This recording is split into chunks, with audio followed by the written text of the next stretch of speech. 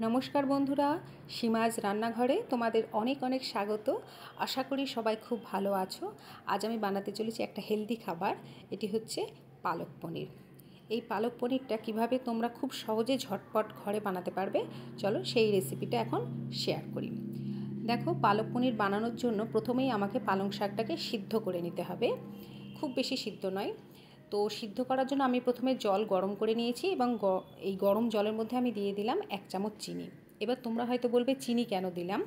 চিনি দিলে কি হবে, এর কালারটা খুব ভালো থাকবে, আর পালং শাকের যে একটু তিতো ভাব থাকে সেটাও অনেকটা ব্যালেন্স হয়ে যাবে।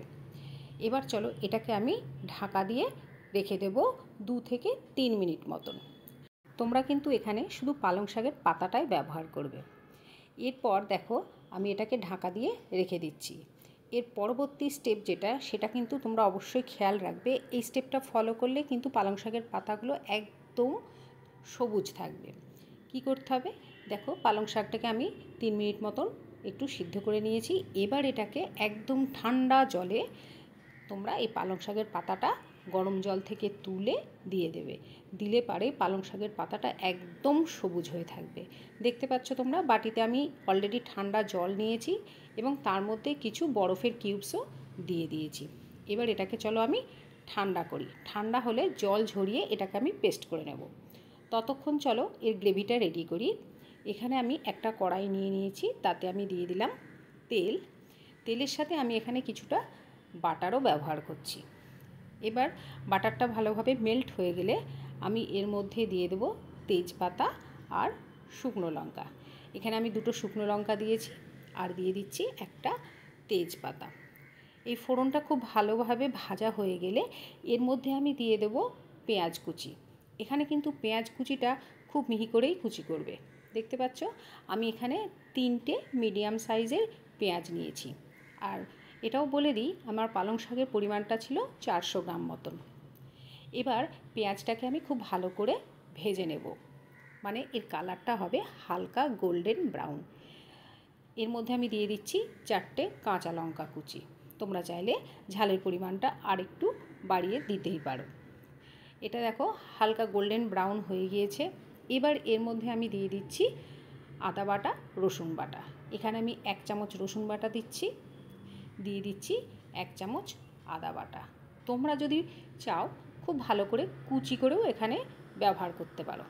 এবার এই মশলাটাকে আমি আবারও ভালো করে কিছুক্ষণ কষিয়ে নেব, যতক্ষণ পর্যন্ত না এর কাঁচা গন্ধটা চলে যাচ্ছে।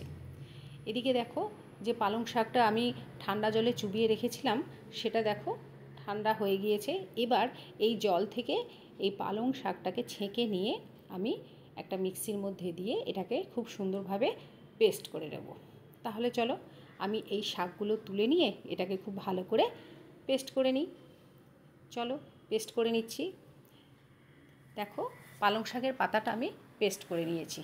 দেখতে পাচ্ছ কত সুন্দর পেস্ট হয়েছে, আর কালারটাও দেখো কত সবুজ। চলো এটাকে এক সাইডে রেখে দিই। এবার দেখি আমাদের মশলার কী অবস্থা। দেখো মশলাটা কষা হয়ে গিয়েছে। এবার এর মধ্যে আমি কিছু গুঁড়ো মশলা দিচ্ছি। প্রথমে আমি দিয়ে দিলাম 1 চামচ ধনে গুঁড়ো, এরপর দিলাম 1 চামচ জিরে গুঁড়ো, দিয়ে দিচ্ছি 1/2 চামচ হলুদ গুঁড়ো। এই সমস্ত উপকরণগুলো দেওয়ার পর আমি আবারও এটাকে খানিকক্ষণ ভেজে নেব। তোমরা কিন্তু অবশ্যই এই ভাজা কাজটা লো টু মিডিয়াম ফ্লেমে করবে, হাই ফ্লেমে করবে না। এবার এর মধ্যে আমি দিয়ে দিচ্ছি লঙ্কা গুঁড়ো। এটা অবশ্যই ঝাল হওয়ার জন্য যে লঙ্কা গুঁড়ো, সেই লঙ্কা গুঁড়ো তো দিচ্ছি। এরপর আমি দিয়ে দিচ্ছি এখানে টমেটো পেস্ট। এখানে আমি 2টো মিডিয়াম সাইজের টমেটো নিয়েছি, সেটাকে মিক্সিতে পেস্ট করে নিয়েছি। এবার এটাকে দেওয়ার পর একটু নাড়াচাড়া করে নেব। এরপর এর মধ্যে আমি দিয়ে দিচ্ছি রঙের জন্য কাশ্মীরি লঙ্কা গুঁড়ো। তোমরা যদি চাও তো এই লঙ্কা গুঁড়োটা শেষেও দিতে পারো, সেটা আমি বলে দেবো কোন সময় দিতে পারো, আবার এখনও দিতে পারো। আমি এটা শুরুতেই দিয়ে দিচ্ছি। এবার এর মধ্যে দেখো মশলাটা কষে নেওয়ার পর এর মধ্যে দিয়ে দিচ্ছি আমি 1/2 চামচ গরম মশলা গুঁড়ো, আর অবশ্যই দিতে হবে কসুরি মেথি। এটাকে খুব ভালো করে হাতে এইভাবে গুঁড়ো করে নিয়ে আমরা মশলার মধ্যে দিয়ে এটাকে কিছুক্ষণ আবারও কষিয়ে নেব।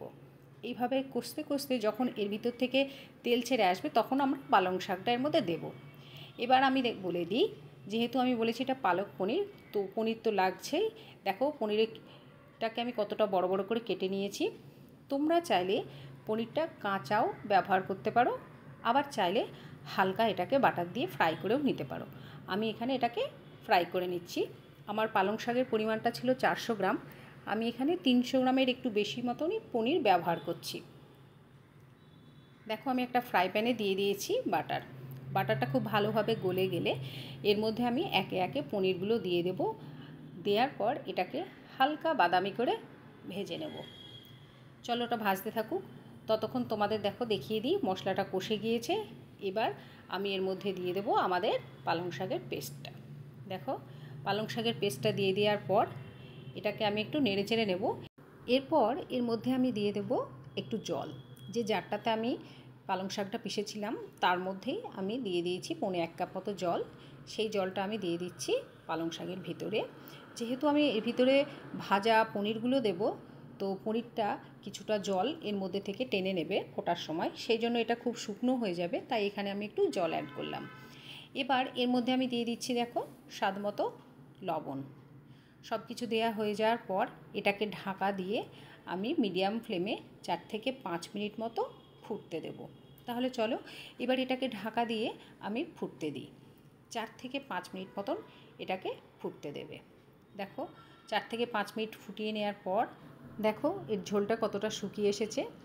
এবার এর মধ্যে আমি দিয়ে দেব ভাজা পনিরগুলো। তাহলে চলো এবার পনিরগুলো দেখি কতটা ভাজা হলো। দেখো পনিরগুলো হালকা বাদামির মতন করে আমি ভেজে নিয়েছি। এবার এর মধ্যে আমি দিয়ে দিচ্ছি দেখো এই ভাজা পনিরগুলো। তোমরা কিন্তু চাইলে কাঁচা পনিরও দিতে পারো, আমি এখানে হালকা এটাকে ভেজে নিয়েছি। এবার এই পনিরগুলো দেওয়ার পর আমি ওপর দিয়ে দিয়ে দিচ্ছি কুচি করে কেটে রাখা ধনেপাতা দেওয়ার পর আমি এর মধ্যে দেখো আর তেমন কিছুই দেব না। এবার এটাকে আমি আবারও কিছুক্ষণ ঢাকা দিয়ে রেখে দেব। এবার এটাকে ধাবা স্টাইল করার জন্য বা এর স্বাদ গন্ধ আরও বাড়ার জন্য আমি একটা ছোঁক দিচ্ছি। দেখো আমি নিয়ে নিয়েছি এখানে 2 চামচ বাটারটা গলে গিয়েছে। এবার বাটারের মধ্যে আমি দিয়ে দেব রসুন কুচি।